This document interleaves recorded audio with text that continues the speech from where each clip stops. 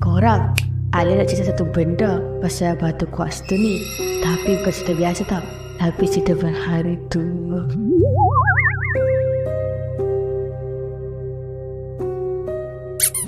Kuartz tu ni memang cantik, berkilat, lincin, macam pakai skincare step.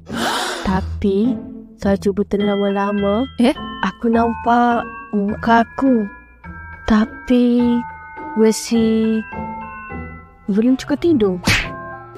Katanya kuartz tu ni reflektif sangat, sampai nampak diri kau yang sebenar, luar dan dalam. Kuartz dinding.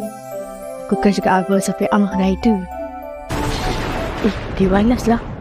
Tapi kuartz tu ni bukan sebarangan batu. Dia campuran dari semula jadi dan juga risi manusia buat. Jadi tak rasa, antibakteria dan tak suka drama.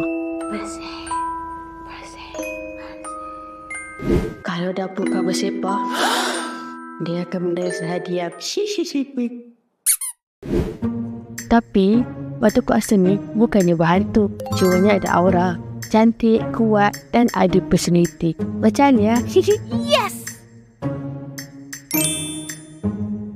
Jadi korang dah tahu ke nak cari batu kuartz yang berkualiti.